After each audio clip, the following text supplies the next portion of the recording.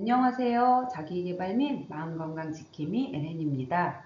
멘탈 스토리 16번째는 분노라는 감정입니다. 다른 감정에 비해서 예를 들어서 우울이나 불안 이런 감정에 비해서 제 생각에 분노는 가치가 많이 개입되어 있는 감정인 것 같아. 그러니까 화를 잘 참으면 인내심이 있어요. 아니면 인격적이야, 어른이야 이렇게 표현하고 화를 잘 참지 못하면 지가 애야, 어리석다, 덜 성숙하다 이런 식으로 해서 다른 감정에 비해서 분노는 가치가 너무 많이 들어가 있지 않는가 이런 생각을 좀 해봅니다. 화는 그대로 표현을 하게 되면 화디지즈라고 하는 화병이 있습니다. 그런데 분노라고 하는 거는 앵거입니다. 그러니까 화하고 분노는 좀 다른 개념입니다. 이게 어떻게 다른가 라고 했을 때 화는 내가 화가 났을 때 나의 인지적인 사고가 존재합니다. 근데 분노 상태에 들어가면 나의 인지적인 생각, 사고 자체가 존재하지가 않습니다. 그래서 사건은 화 상태에서 일어나기보다는 분노 상태에서 일어납니다. 그런데 이 화와 분노가 감정이 그럼 달라? 라고 할 때 다르진 않아. 같은 감정이야. 다만 이성적인 자각이 되면 화 상태라고 볼 수 있을 것이고 이성적인 자각이 안 되면 분노 상태라고 볼 수가 있을 겁니다. 2020년도 우리 사회는 뭐 전 세계적으로 코로나 블루라고 하는 신조어를 만나게 됩니다. 블루는 감정으로 표현할 때 우울의 감정입니다. 그래서 코로나 1년차 때는 전 국민이 좀 우울했습니다. 거리도 두어야 될 것이고 제한되고 하는 것도 방법이 바뀌다 보니까 약간 위축되어서 우울의 감정이 일어났습니다. 그런데 코로나 2년차 때는 블루가 레드로 바뀝니다. 레드는 감정으로 표현할 때 화라고 하는 감정이거든. 계속 거리를 두고 있으니까 이제 시간이 지나면서 화가 납니다. 제한이 되다 보니까 자유가 없는 것들이 너무 억울하고 그래서 코로나 1년차 때는 블루라고 하는 우울의 감정이 강했다면 코로나 2년차 때는 레드라고 하는 화 감정이 많이 등장을 했습니다. 특히 이제 한국 사회를 표현할 때, 현대 한국 사회를 표현할 때, 일명 뭐 분노 사회야 라고 표현하는 사람도 있습니다. 우리나라는 자원이 없다 보니까 사람이 자원일 수밖에 없습니다. 그래서 사람의 심신이 24시간 계속 풀 가동을 하다 보니 누적되어 있는 피로감, 그리고 그 피로감을 해소할 수 있는 기회라든지 공간이라든지 시간이 좀 없어. 그렇다고 보상이 커? 보상이 작아. 이런 것들이 계속 되물림 되다 보니까 화라고 하는 감정이 좀 전체적으로 좀 내재되어 있는 사회. 그래서 분노 사회다라고도 표현합니다. 자, 이것이 이제 극단적으로 등장을 했을 때 우리가 묻지마 살인 사건이라든지 뭐 교통에 끼어들면서 뭔가 거칠게 어휘가 많아진다든지 이러한 것들이 크게는 이제 뉴스를 토대로 해서 보도가 됩니다. 일명 분노 조절 장애라고 하는 걸로 표현이 되는데 분노 조절 장애는 정식 명칭은 아니고 정식 명칭은 간헐적 폭발성 장애라고 볼 수가 있습니다. 이 간헐적 폭발성 장애는 DSM-5의 15번에 파괴적 충동 통제 및 품행 장애라고 하는 게 있고 그 15번의 카테고리, 하위 카테고리에 보면은 간헐적 폭발성 장애가 있습니다. 일명 이제 이 간헐적 폭발성 장애를 좀 쉽게 표현하기 위해서 우리가 이제 분조장, 분노 조절 장애로 대중적인 언어로 표현을 하고 있습니다. 이 간헐적 폭발성 장애는 공격적인 충동이 조절되지 않는 그래서 심각하게 파괴적인 행동이 수반되는 질환이라고 볼 수가 있습니다. 이게 이제 폭발하기 전에는 내가 너무 긴장 상태에 있어.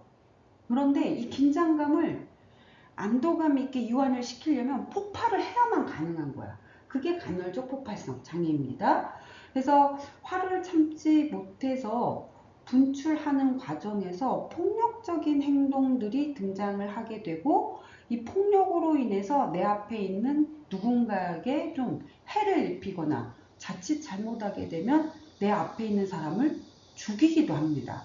그래서 관계선상에서 문제가 크게 발생하게 되고 법적으로도 문제가 발생할 수 있는 장애를 바로 우리가 이제 분조장이라고 표현을 합니다.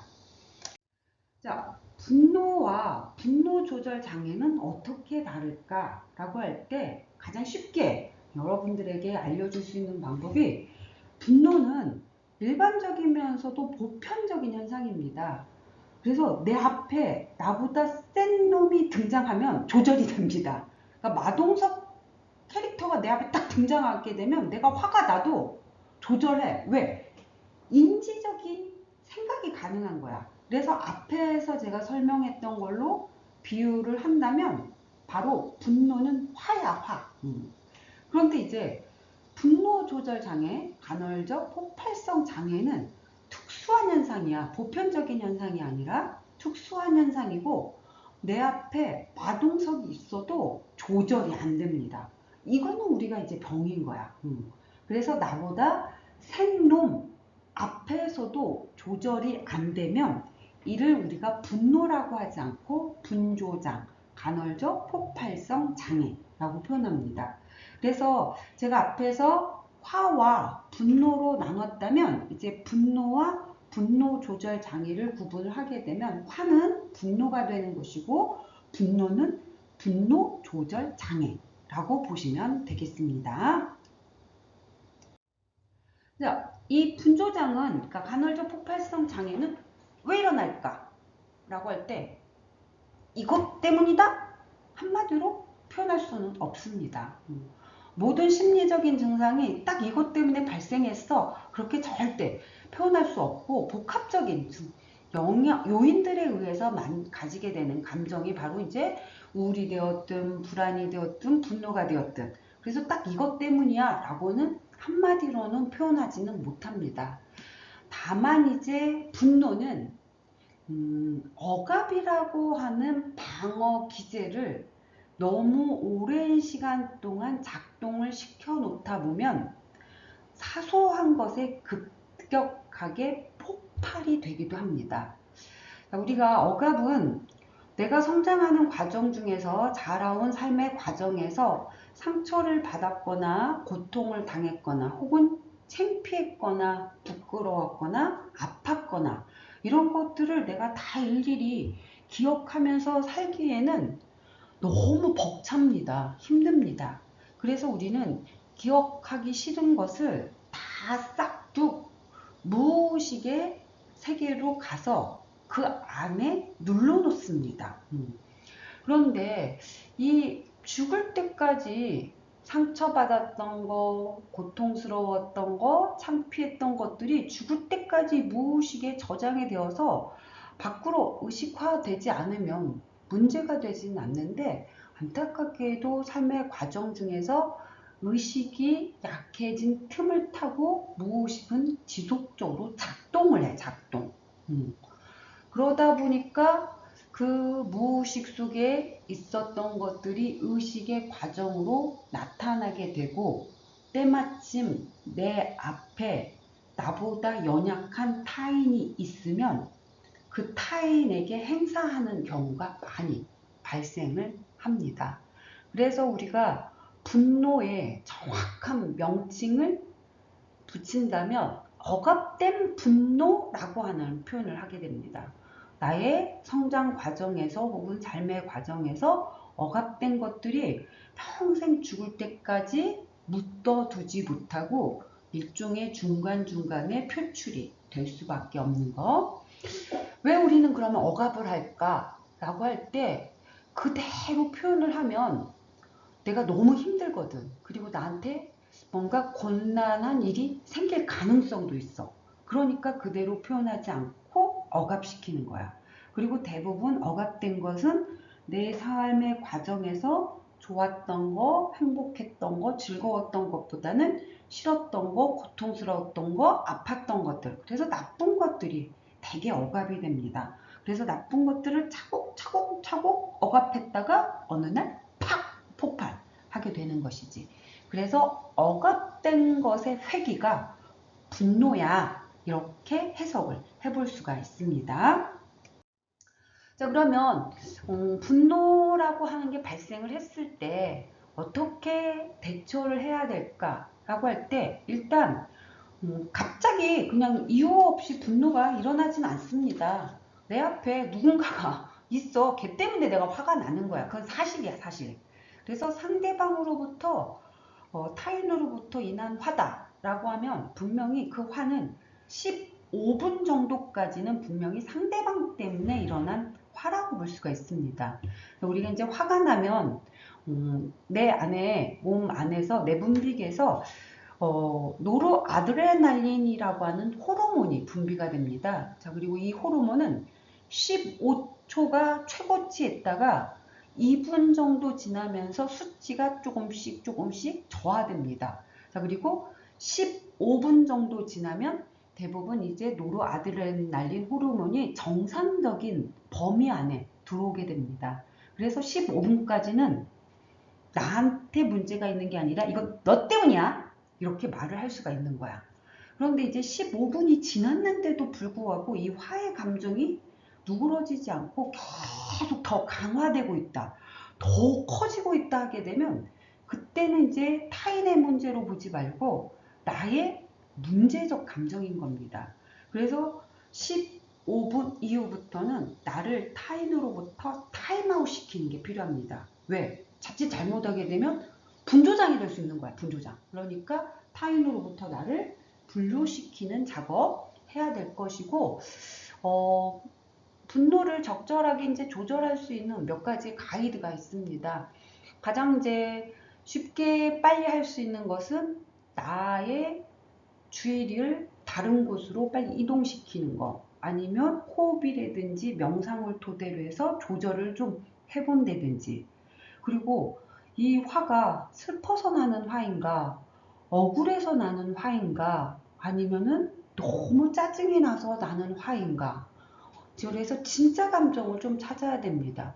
화라고 하는 감정이 기본적으로 1차적 감정이기도 하지만 2차적 감정이기도 합니다. 정말 훅 올라왔어. 1차적 감정이야. 그런데 너무 슬프다 보니까 화가 나. 그때는 2차적 감정이 되는 거거든. 억울해서 화가 나. 이건 2차적 감정이거든.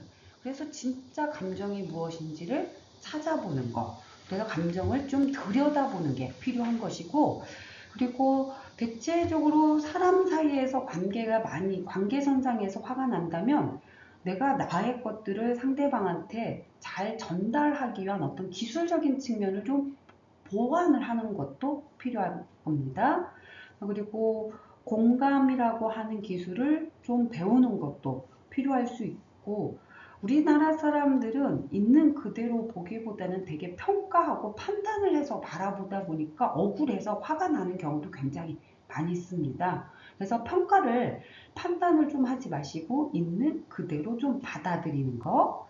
그리고 분노를 좀 그러니까 퍼뜨린다라고 하는 게 누군가한테 뭔가 피해를 주는 카타르시스를 얻는 걸 말하는 게 아니라, 기본적으로 우리가 인간의 본성에서는 분명히 공격적인 본능이 있고 그 나의 파괴적인 에너지를 외부로 좀 방출을 시키면 긴장이 감소가 되기도 합니다.